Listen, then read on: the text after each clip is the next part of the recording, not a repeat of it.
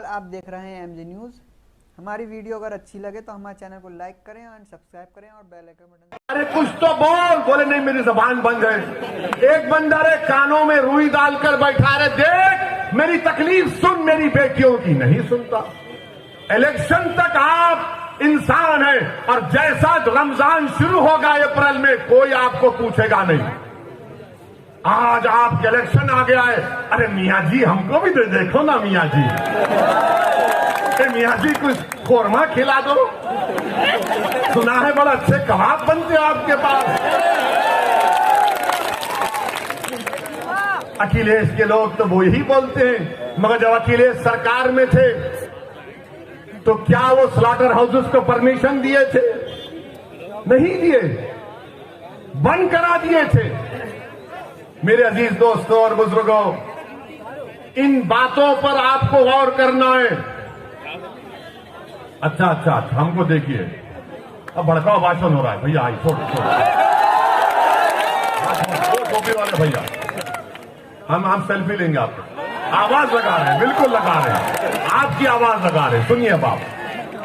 सुनिए बाप। अब दूसरी तीसरी बात, अब इतना बोल दिए तो अब ये यहां पर कोई होगा समाजवादी का बोलेगा देखो इतना टाइम हो गया बाबा और ये मोदी पर कुछ नहीं बोले। अरे हम क्यों बोले, तुम और बाबा तो एक ही हो ना, तुम में उनमें फर्क ही कहां है? अरे समाजवादी पार्टी के जिम्मेदारों, क्या मुलायम सिंह यादव साहब ने 2019 के लोकसभा के चुनाव से पहले मैं पार्लियामेंट में बैठा हुआ था, मुलायम सिंह यादव साहब खड़े होकर अचानक कहे मोदी जी मैं आपको आशीर्वाद देता हूं, आप दोबारा प्रधानमंत्री बन जाइए। हम जब भी पूछे कांग्रेस के लोगों से, समाजवादी के लोगों से, देखो कौन बी टीम का काम कर रहा है, मुलायम सिंह बोलते हैं तो बोले नहीं बड़े बुजुर्ग है। अरे मेरे बुजुर्ग नहीं है मुलायम सिंह, उम्र में बड़े होंगे, मेरे बुजुर्ग नहीं है। तुम्हारे हो सकते तो तुम मानो, मैं नहीं मानता इनको, मैं किसी को नहीं मानता सिवाय अल्लाह के। मेरे अजीज दोस्तों और बुजुर्गों, मुलायम सिंह बोल दिए, कोई कुछ नहीं बोलेगा। आपके घर में शादी है, मोदी जी आते हैं तो ऐसा खुश होते हैं कि जैसा वाकई में दूल्हा आ गया। तस्वीर है और इनको फिक्र है ओवैसी की। अरे मुझ पर इल्जाम लगाने वालों, याद रखो मैं कोई नेक आदमी नहीं हूं, मैं खुला कह रहा हूं, मैं गुनाहगार हूं, मैं कथाकार हूं, मैं सियाकार हूं और मुझ में क्या क्या कमजोरियां हैं वो मेरा रब जानता है। मगर असदुद्दीन ओवैसी को जब मैं 3 अहादीस बार बार पढ़ता हूं अल्लाह के रसूल सल्लल्लाहु अलैहि वसल्लम की, तो मुझे उम्मीद नजर आती है।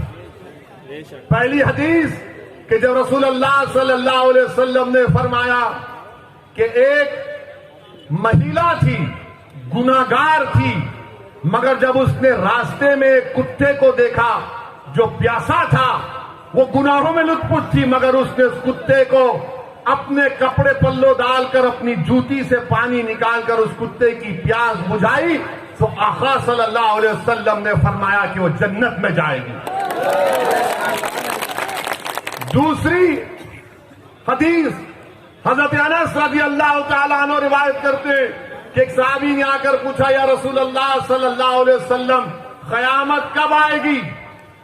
रहमतुल्लाह अलमीन कमली वाले ने पूछा तूने उसके लिए क्या तैयारी की?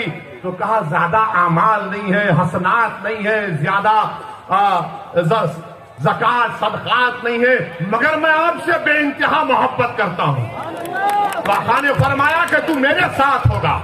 असदुद्दीन ओवैसी के पास कुछ नहीं है, मगर एक दावा तो कर सकता हूं कि मैं रसूल अल्लाह सल्लल्लाहु अलैहि वसल्लम को बेपनाह चाहने वाला हूं। आज दुनिया में मुझे मोहब्बत मिले या ना मिले, मुझे तो मिलेगी इंशाअल्लाह ताला। और तीसरी हदीस जो मुझे याद आती है कि अल्लाह के रसूल सल्लल्लाहु अलैहि वसल्लम ने फरमाया कि हशर का मैदान होगा, तुम मुझ पर इल्जाम लगा रहे हो ना, तो तैयार हो जाओ उस दिन के लिए। मेरा ईमान है, मेरा फेथ है, आप ना मानते ना मानो, हशर का मैदान होगा। कमली वाले ने फरमाया कि मेरी उम्मत प्यासी होगी, मैं हौज़े कौसर के पास होऊंगा। मेरी उम्मत के अमाल तोले जाएंगे, कमी होगी पूरा करूंगा। पूरे सिरात पर जिब्रील अमी अपने पर बिछाए बैठे होंगे और मैं अल्लाह से दुआ करूंगा, जैसा कि यहाँ के काशिक़ रसूल ने कहा कि रजा पुल से बच करके गुजरिए।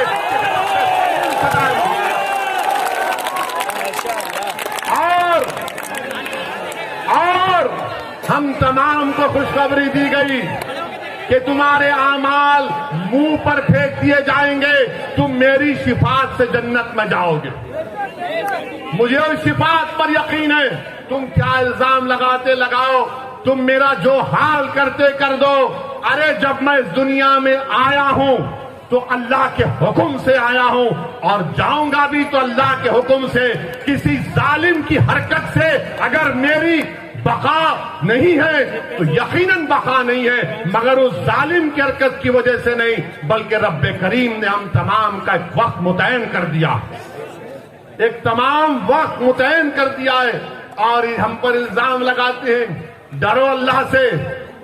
सिर्फ इतना ही कहना चाहूंगा तुमसे, तुम्हारे कोई इल्जामात की मुझे फिक्र नहीं है, मगर जिस तरह से ये बकवास कर रहे हैं इससे अंदाजा हो रहा है कि इनके पेट में दर्द नहीं, बल्कि इनको अब लग रहा है कि बाबा कुर्सी तो हमसे छीन ली जाएगी।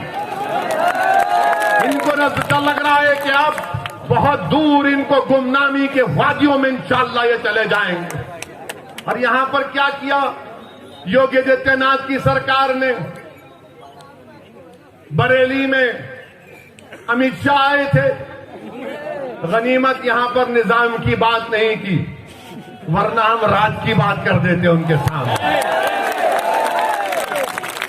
क्या यहां पर आप लोगों का मुतालबा नहीं है कि एक बरेली का जो डिग्री कॉलेज है, पूरी बरेली की जनता इस बात का डिमांड और मुतालबा कर रही है कि यहां पर सुभाषगंज में एक बच्चों के लिए अलहदा डिग्री कॉलेज बनाया जाए, बच्चों के लिए एक अलहदा डिग्री कॉलेज बनाया जाए। मगर अमित शाह, योगी और मोदी को डिग्री कॉलेज की फिक्र नहीं है, इनको सिर्फ हिंदुत्व की फिक्र है। यहां पर रबर फैक्ट्री, अब चुनाव आ गया तो सब दौड़ रहे, रबर फैक्ट्री खोल दी जाएगी, सरकार ले लेगी। यहां पर एम्स को खोलने की बात मुतालबा कब से किया जा रहा है, इसका कोई जिक्र नहीं होता। यहां पर उत्तर प्रदेश में आप कितने लोग पेट्रोल डीजल की गाड़ी या मोटरसाइकिल चलाते हैं? आप लोग बहुत खुश है ना पेट्रोल डीजल की कीमतों से। हाँ, चेहरे बता रहे हैं। मीडिया वाले तो नहीं बोलेंगे, बेचारों की नौकरी है। पहले इनके पास एक कैमरामैन होता था तो इनके मालिकों ने कहा कि मोदी जी ने कैमरा की कीमत बढ़ा दी, महंगाई बहुत बढ़ गई, अब तुम रिपोर्टर भी और कैमरामैन भी दोनों 2 in 1 करोगे। देखिए मुस्कुरा रहे हमारी बात पर।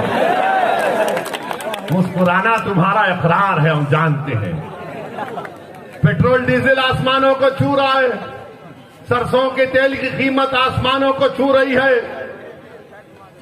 बाबा और मोदी की सरकार ने साबुन से लेके बनियान तक सब कीमतें बढ़ा दी हैं और उत्तर प्रदेश की जनता से कह रहे विकास के नाम पे वोट दो। काशी को हमने डेवलप कर दिया, उसके नाम पर वोट दो। आज उत्तर प्रदेश में मैं बीजेपी से पूछना चाह रहा हूं, योगी आदित्यनाथ, आप झूठ बोलते हैं, आप झूठ बोलते हैं, मोदी झूठ बोलते हैं, अमित शाह झूठ बोलते हैं और ऐसी सफाई से झूठ बोलते हैं कि सामने वाला झूठ की तहकीक करेगा, सच की तहकीक करेगा और झूठ को सच मान लेगा।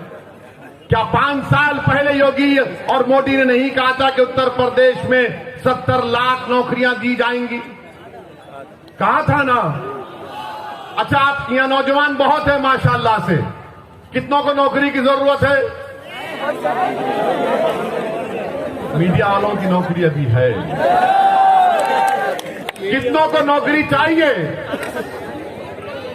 अब आप बताओ, ये कहते हैं कि हमने 6 लाख को दिया। अरे कितना फेंकते हो यार।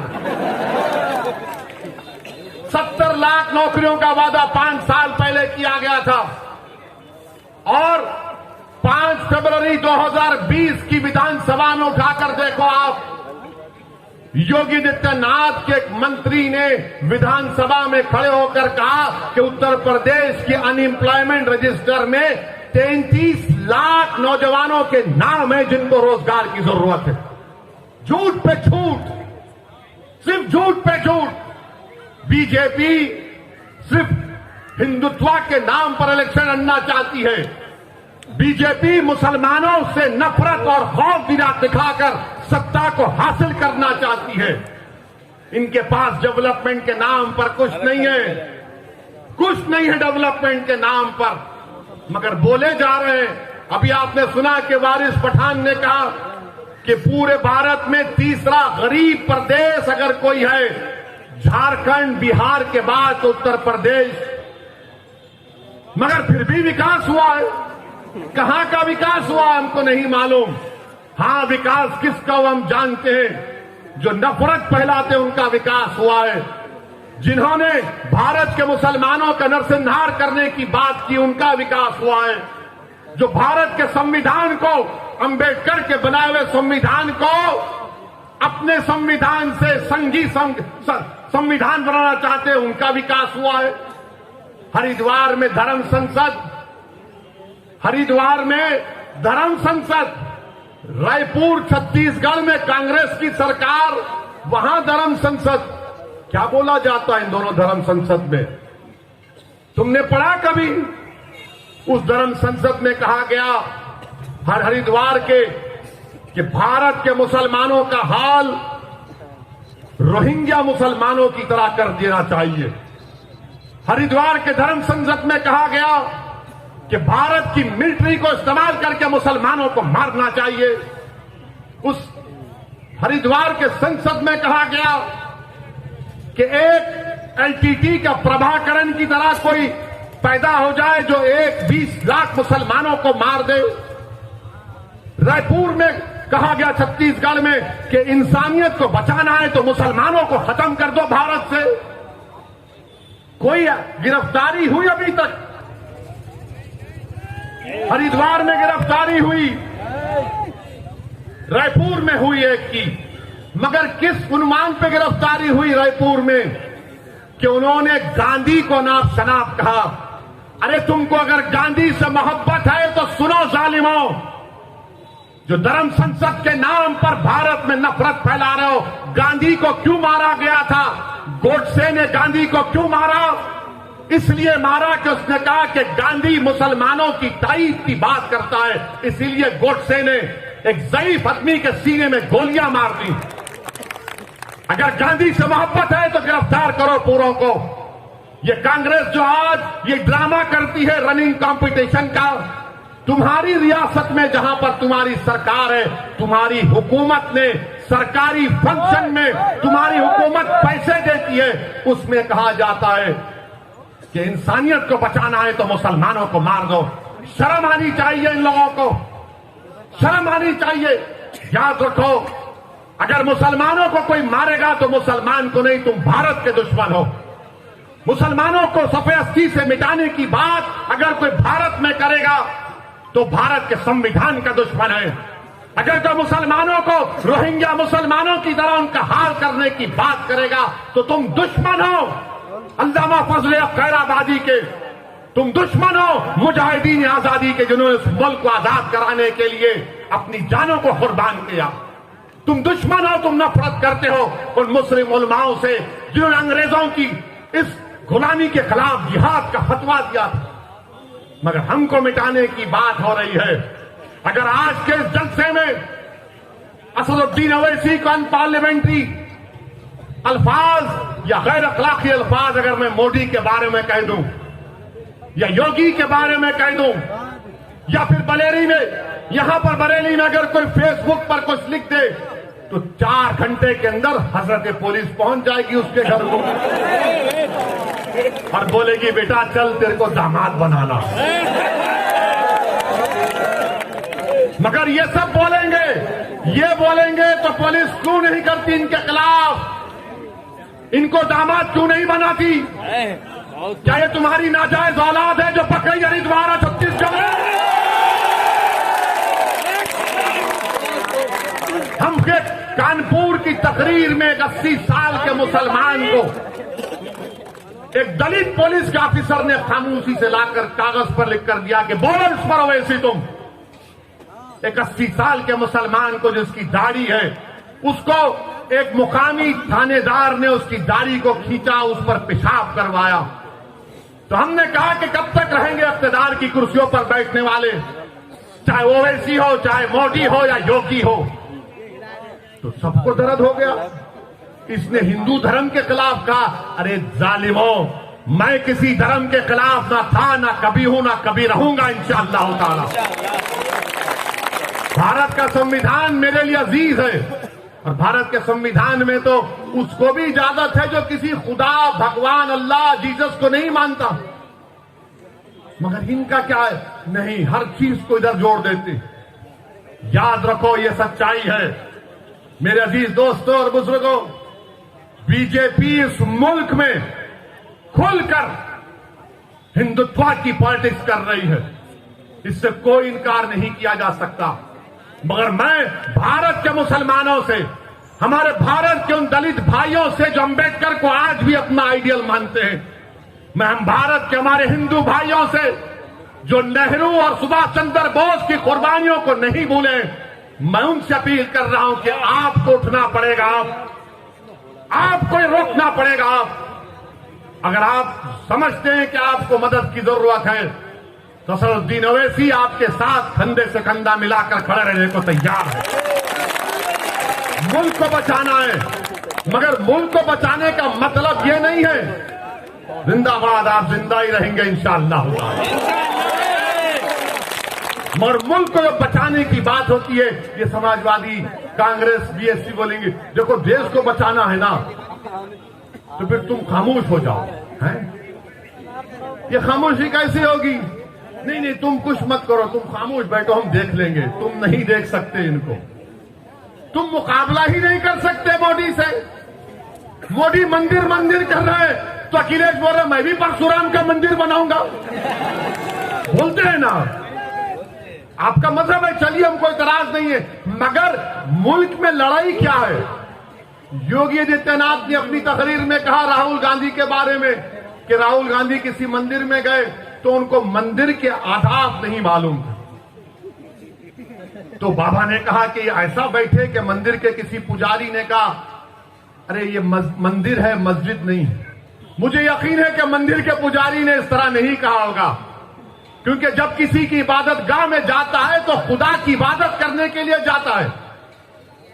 लोग दरगाह को आते हैं आला हज़रत के, आते हैं ना, तो क्या पूछा जाता है? क्या पूछा जाता है? आते हैं, अकीदत है, किसी मजहब का आता है। मगर योगी ने खैर इजाफा कर दिया। अब सवाल ये पैदा होता है कि भारत में लड़ाई ये है कि सबसे बड़ा हिंदू कौन है? मोदी बोलते हैं कि मुझसे बड़ा कोई हिंदू नहीं है। योगी बोलते हैं कि मैं अब मोदी के बाद का प्रधानमंत्री बनने वाला हूं। राहुल बोलते हैं कि देश में सिर्फ हिंदू ही प्रधानमंत्री बन सकता है, उनका स्टेटमेंट है। अखिलेश बोलते हैं कि मैं ही सबसे बड़ा हिंदू हूं। हम इन तमाम से कहना चाह रहे हैं, दोबारा कह रहा हूं, आप लोग मोदी जी, योगी जी, अखिलेश जी, राहुल जी एक कमरे में बैठकर, वैसे तो बैठते जरूर है, बैठते जरूर है। हमारे हैदराबाद में कहावत है, मैं तेरी पीठ खुजाता हूं, तू मेरी पीठ खुजा। कहते हैं आप बैठकर तय कर लीजिएगा सबसे बड़ा हिंदू कौन है, मगर वो भी नहीं करेंगे।